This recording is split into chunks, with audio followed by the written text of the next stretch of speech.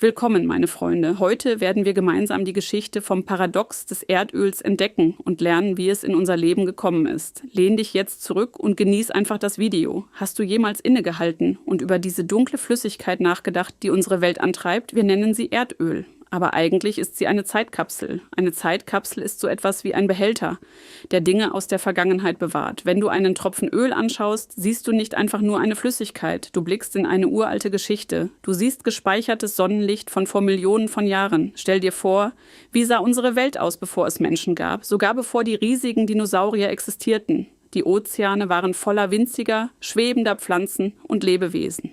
Jeden Tag nahmen diese kleinen Pflanzen das warme Sonnenlicht auf. Sie nutzten die Energie der Sonne, um zu wachsen. Diesen Prozess nennt man Photosynthese, also ganz einfach. Pflanzen verwandeln Licht in Nahrung. Sie speicherten die Energie der Sonne in ihren winzigen Körpern.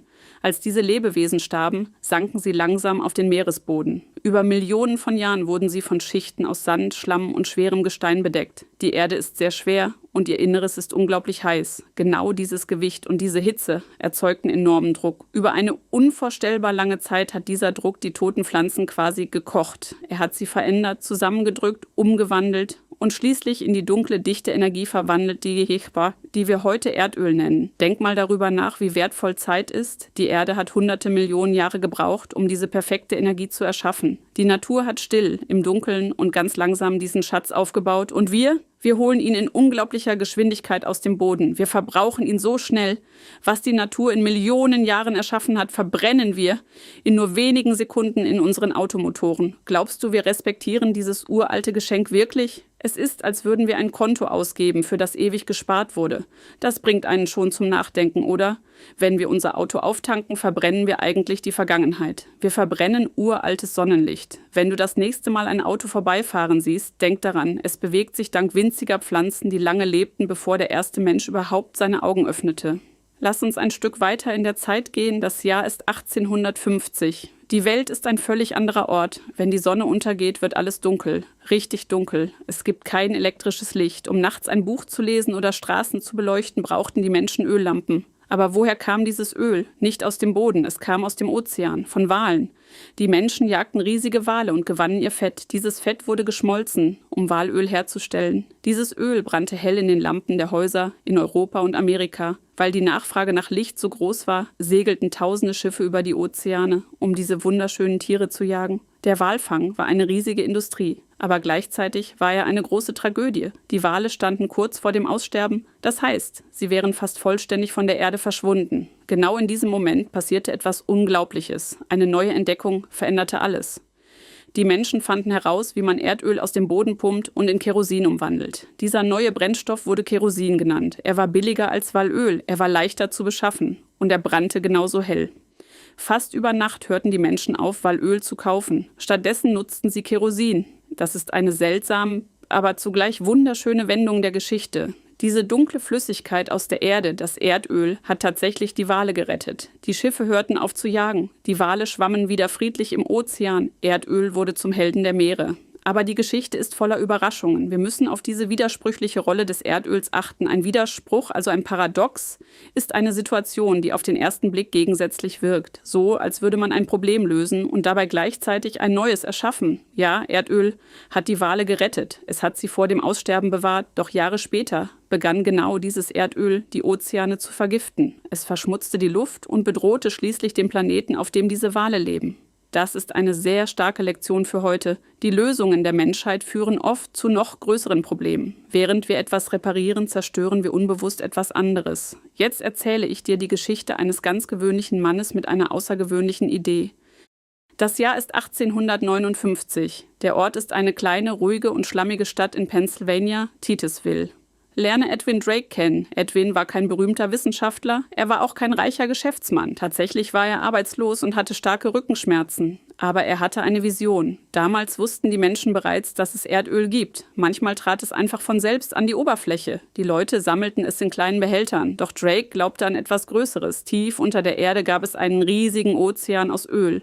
Und man konnte ihn erreichen, indem man tief bohrt, genau wie bei einem Wasserbrunnen. Als er diese Idee teilte, lachten die Leute ihn aus, sie hielten ihn für verrückt. Du willst durch harten Fels bohren, um schwarzes Wasser zu finden? Unmöglich. Seine Freunde sagten ihm, er solle aufgeben. Sogar die Männer, die ihm Geld gegeben hatten, wollten aussteigen. Alle machten sich über ihn lustig. Aber Drake gab nicht auf. Er hatte den Geist eines Pioniers. Ein Pionier ist jemand, der etwas als Erster wagt. Etwas, das noch nie zuvor versucht wurde. Drake baute einen hohen Holzturm. Er konstruierte einen schweren Bohrer aus Eisen. Tag für Tag hämmerte seine Maschine in die Erde. Es ging langsam voran. Es war teuer. Und es war ein enormes Risiko. Dann... An einem warmen Tag im August änderte sich alles. Der Bohrer erreichte eine Tiefe von 69 Fuß, etwa 21 Meter. Plötzlich begann eine dunkle, dicke Flüssigkeit durch das Rohr nach oben zu steigen. Es war Erdöl. Drake hatte es geschafft. Er hatte der ganzen Welt das Gegenteil bewiesen. Er fand nicht nur ein bisschen Öl, er bewies, dass die Menschheit tief in die Erde vordringen und ihre Energie nutzen kann. Die Geschichte von Edwin Drake ist eine starke Erinnerung. Echte Innovation beginnt oft mit Ideen, die die meisten Menschen zunächst ablehnen. Die Masse liegt oft falsch. Fortschritt erfordert Mut. Den Mut, auch mal dumm zu wirken, tief zu graben, Risiken einzugehen und auf das Unbekannte zu setzen. Als das Öl aus dem Boden zu fließen begann, rannten viele Menschen los, um ihre eigenen Bohrlöcher zu graben. Jeder wollte Öl finden und schnell reich werden. Aber da war ein Mann, der etwas anderes sah. Sein Name war John D. Rockefeller. Rockefeller hatte ein tiefes Geheimnis über Reichtum und Macht verstanden. Er erkannte, dass die Suche nach Erdöl sehr riskant war. Manchmal findet man etwas, manchmal stößt man nur auf trockene Erde. Es war ein chaotisches und unvorhersehbares Geschäft. Deshalb traf er eine andere Entscheidung. Anstatt nach Öl zu suchen, wollte er kontrollieren, was mit dem Öl passiert, nachdem es aus dem Boden kommt. Er gründete ein Unternehmen namens Standard Oil. Rockefellers Ziel war es nicht nur, Kerosin zu verkaufen. Er wollte ein riesiges Betriebssystem für die gesamte Branche aufbauen. Ein Betriebssystem ist die unsichtbare Struktur, die alles zum Laufen bringt. Stell dir ein Smartphone vor. Das Betriebssystem steuert die Apps, den Bildschirm und den Akku. Rockefeller wollte genau dieses Betriebssystem für das Öl sein. Er kaufte keine Ölquellen, er kaufte Ölraffinerien. Eine Raffinerie ist im Grunde eine riesige Fabrik, die Rohöl reinigt und in nutzbare Produkte verwandelt. Und weißt du, was er dann machte? Er kaufte die Holzfässer, in denen das Öl gelagert wurde. Dann kaufte er die Wagen, die diese Fässer transportierten. Und schließlich schloss er geheime Abkommen mit Eisenbahngesellschaften. Er begann, die Züge zu kontrollieren, die das Öl durchs ganze Land transportierten. Er ließ sogar lange Metallrohre unter der Erde verlegen, um das Öl selbst zu befördern. Die Menschen begannen, Standard Oil den Oktopus zu nennen. Stell es dir vor. Ein riesiger Oktopus sitzt in der Mitte des Landes. Seine langen, starken Tentakel reichen in alle Richtungen. Er greift nach den Zügen, er greift nach den Pipelines, er greift nach den Fabriken. Das war ein Monopol. Ein Monopol bedeutet, dass ein einziges Unternehmen eine ganze Branche kontrolliert, ohne Konkurrenz. John D. Rockefeller zeigte der Welt eine neue Form von Macht. Er bewies, du musst nicht den Rohstoff besitzen, um der König zu sein. Es reicht, das System zu kontrollieren. Du musst die Wege, die Leitungen und den Transport kontrollieren. Das ist eine große Lektion über Infrastruktur. Wahre Macht liegt darin, zu kontrollieren, wie alles miteinander verbunden ist. Als wir ins 20. Jahrhundert eintreten, wird unsere Geschichte dunkler. Erdöl war nicht mehr nur ein Mittel, um Lampen zu beleuchten. Mit der Erfindung des Automobils und des Flugzeugs wurde es zum Motor der modernen Welt. Und sehr schnell wurde es zum Ziel der Nationen. Es wurde zum Blut der Imperien. Schau dir eine Karte des Nahen Ostens an. Ist dir aufgefallen, wie gerade die Grenzen zwischen den Ländern sind? Warum ist das so?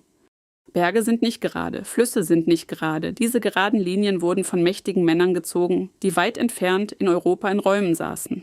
Nach dem Ersten Weltkrieg betrachteten die Briten und die Franzosen die Karte. Sie wussten, dass unter dem Wüstensand riesige Ölvorkommen lagen. Sie zogen die Grenzen nicht nach den Menschen, die dort lebten. Sie kümmerten sich nicht um lokale Kulturen oder alte Stämme. Sie zogen die Grenzen nach den Ölfeldern. Das ist das Herz der Geopolitik. Geopolitik ist das Studium davon, wie Geografie, Geld und natürliche Ressourcen die Macht von Staaten beeinflussen. Und Erdöl wurde zum wichtigsten geopolitischen Preis der Menschheitsgeschichte. Als die schrecklichen Kriege des 20. Jahrhunderts ausbrachen, war Öl das Blut der Kriegsmaschinen. Ohne Öl wären Panzer nur schwere Metallkisten im Schlamm. Ohne Öl könnten Flugzeuge nicht fliegen. Ohne Öl könnten Schiffe keine Ozeane überqueren. Während des Zweiten Weltkriegs marschierten ganze Armeen durch Wüsten, nur um Ölfelder zu erobern. Die Seite mit dem meisten Öl war die, die weiterkämpfen konnte. Das war eine brutale Realität. Millionen von Menschen litten wegen dieses schwarzen Goldes. Das bringt einen zum Nachdenken. Die Machtverhältnisse der Welt hängen oft davon ab, wer die Energiequellen kontrolliert. Kriege werden geführt, Grenzen gezogen, Nationen steigen auf oder fallen. Alles hängt von Energie ab. Erdöl ist nicht nur eine Ressource, es ist ein mächtiges Werkzeug, das das Schicksal der Menschheit formt. Lass uns die Geschichte nun näher zu uns holen. Schau dich jetzt um. Was siehst du? Vielleicht hältst du gerade ein Smartphone in der Hand. Vielleicht trägst du eine bequeme Jacke. Vielleicht hast du eine Kreditkarte in deinem Portemonnaie. Vielleicht steht eine Plastikflasche Wasser auf deinem Tisch. Und was haben all diese Dinge gemeinsam? Sie haben alle eine geheime Geschichte. Sie bestehen aus Erdöl. Normalerweise denken wir bei Erdöl nur an den Treibstoff für unsere Autos. Aber in Wirklichkeit ist Erdöl überall. Es ist unsichtbar und doch vollständig Teil unseres Lebens. Wissenschaftler haben gelernt, Erdöl in Laboren zu zerlegen. Sie haben es geschafft, aus seinen Molekülen neue Materialien herzustellen. Diese Materialien nennt man Petrochemikalien, also Chemikalien, die aus Erdöl gewonnen werden. Und aus diesen Chemikalien entstand ein neues, fast magisches Material, Plastik. Plastik ist leicht, günstig und lässt sich in jede Form bringen. Es hat die Welt verändert. Wir nutzen es für medizinische Geräte in Krankenhäusern. Es steckt in den Tasten unserer Computer. Es ist in den Sohlen unserer Schuhe. Doch unsere unsichtbare Abhängigkeit vom Erdöl geht noch viel tiefer. Denk an das Essen auf deinem Teller. Um Milliarden von Menschen auf der Welt zu ernähren, verwenden Landwirte künstliche Düngemittel. Düngemittel sind spezielle Chemikalien, die dem Boden hinzugefügt werden, damit Pflanzen schnell und kräftig wachsen. Und die meisten dieser modernen Düngemittel werden aus Erdöl und Erdgas hergestellt. Das bedeutet, wir fahren nicht nur mit Erdöl, wir tragen Erdöl, wir schlafen auf Erdöl, wir kommunizieren durch Erdöl, wir essen sogar Erdöl. Unser modernes Leben ist tief mit dieser uralten Flüssigkeit verflochten. Verflochten bedeutet, dass alles so eng miteinander verbunden ist, dass man es kaum trennen kann. Die Menschheit hat gewissermaßen eine plastische Seele entwickelt. Wir haben ein schönes und komfortables modernes Leben aufgebaut, aber die Grundlage dieses Lebens hängt vollständig von der schwarzen Flüssigkeit ab, die wir aus der Erde holen. Haben wir uns selbst in einer Welt aus Plastik gefangen?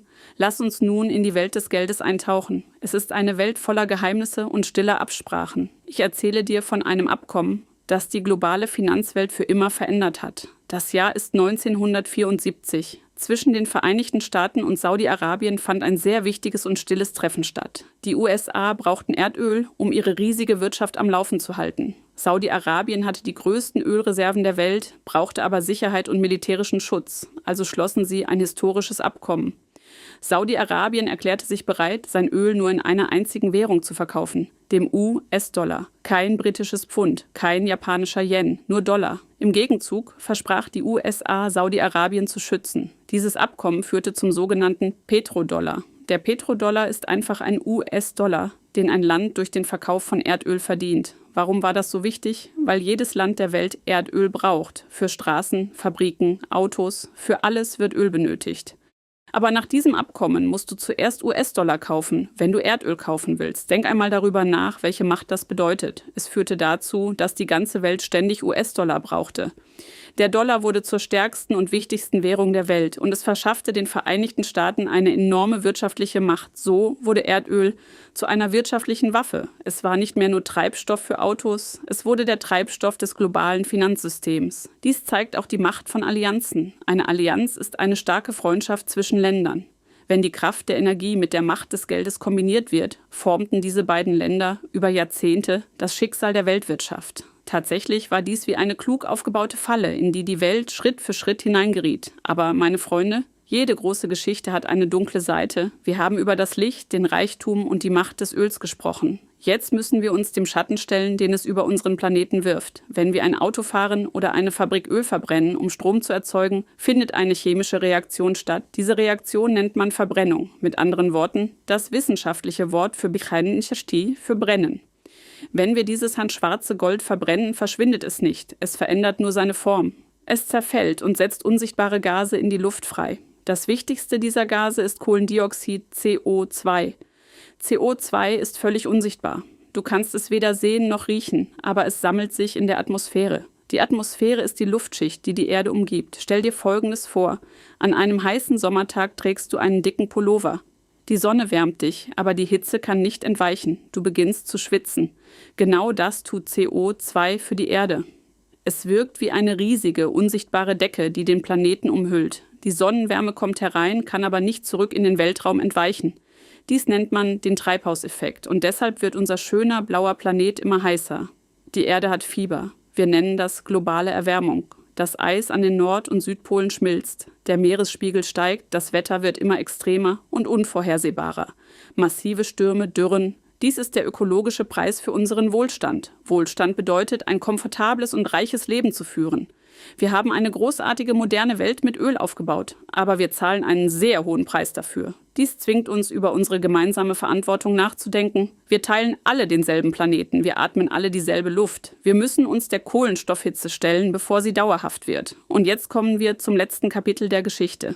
Wir haben gesehen, wie Ölwale rettete, Imperien schuf, Plastik hervorgebracht hat und unserem Planeten Feuer gab. Wie wird diese Reise enden? Einige fürchten, dass eines Tages das Öl völlig ausgeht, dass die Welt plötzlich zum Stillstand kommt. Aber die Geschichte lehrt uns etwas anderes. Erinnere dich an die Steinzeit. Die Steinzeit endete nicht, weil den Menschen die Steine ausgingen. Sie endete, weil sie Bronze entdeckten, weil sie eine bessere Technologie fanden. Das Erdölzeitalter wird also nicht enden, weil das Öl ausgeht. Es wird enden, weil die Menschheit etwas Besseres findet. Wir stehen jetzt an der Schwelle zu einer neuen Ära. Wie die ersten Strahlen eines neuen Morgens. Wir blicken über die schwarze Flüssigkeit im Boden hinaus. Wir bauen riesige Solarpanels, die die Energie der Sonne einfangen. Wir errichten gigantische weiße Windturbinen, die die Kraft des Windes nutzen. Dies sind erneuerbare Energiequellen, also Energie, die immer wieder genutzt werden kann. Die Sonne wird niemals aufhören zu scheinen. Der Wind wird niemals aufhören zu wehen. Freunde, auf unserer heutigen Reise haben wir viel gelernt. Wenn euch das Video gefallen hat und ihr solche Inhalte mögt, vergesst nicht, das Video zu liken und den Kanal zu abonnieren. In den Kommentaren könnt ihr auch vorschlagen, was ihr im nächsten Video lernen möchtet.